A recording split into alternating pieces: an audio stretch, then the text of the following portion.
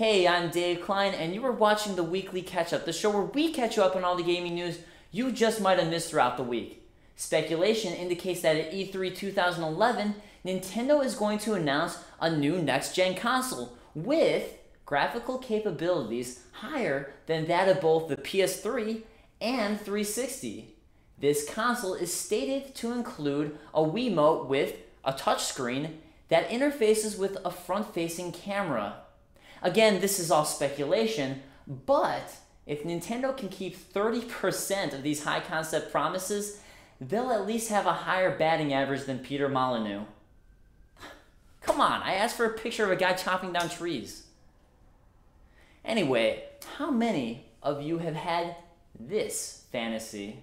Is it one attribute you did not roll? Is it one bottle in the bag of hold? Is it one goal to pass the sat check? Sip the extract, you command the respect. Well, you can thank D20 Burlesque for making your dreams a reality.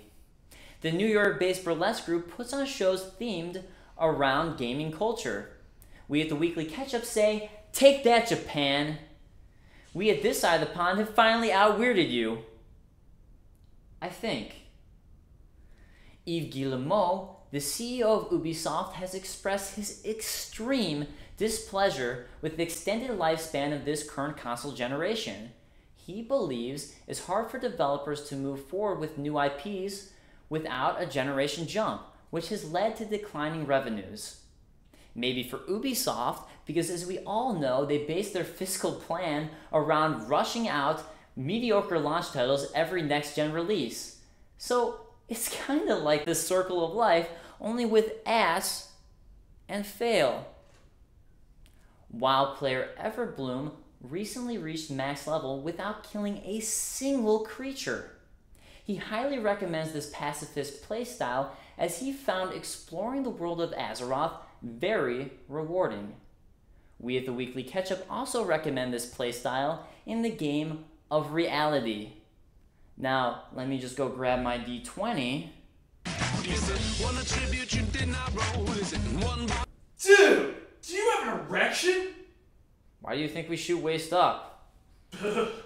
Sega, acting less like the once great pioneer of gaming and more like an old man yelling at kids to get off his lawn, has ordered a cease and desist of Bomber Games' Streets of Rage remake. The homage to the classic 16-bit title not only took 8 years to develop from scratch, but also increased the roster of playable characters to 19 and the length of the game to 103 levels. Many were upset by this turn of events, but can you really be surprised? It's not like this is the first time that Sega's taken away something that we loved well before its time. And now, a video break. Stay a while and listen as an internet cartoon explains the magical world of Diablo.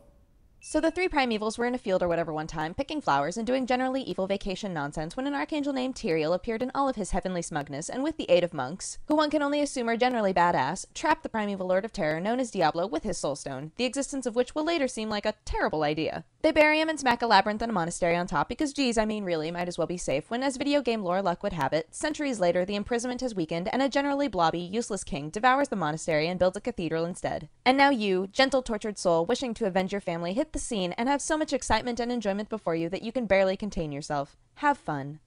There's only one thing that can make this video better. Is it one attribute you did not roll? Is it one bottle? Dude, what the hell? Hey, it's RPG related. Shut up, people behind the camera. The saga of Geohot vs. Sony has come to an anticlimactic end as the company and hacker have settled out of court.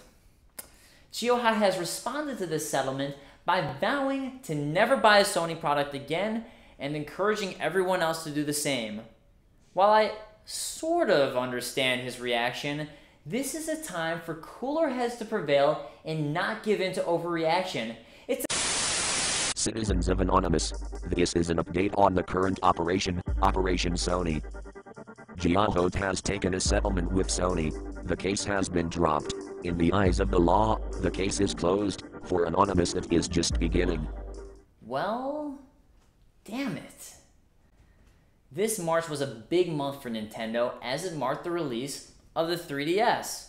It also marked the month in which the Nintendo DS outsold the Nintendo 3DS, both in terms of launch and overall sales that month. That's right, suck a dick, James Cameron. You and your revolutionary technology can bite it.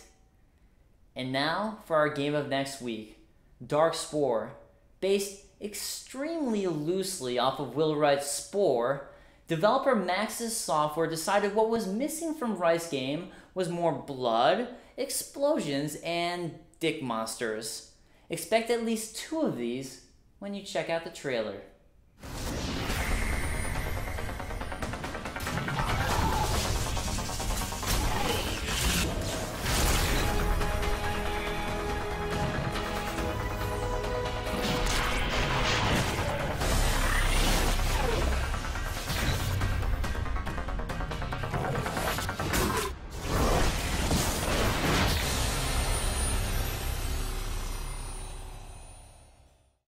That does it for this Weekly Ketchup. I'm Dave Klein. You've been caught up.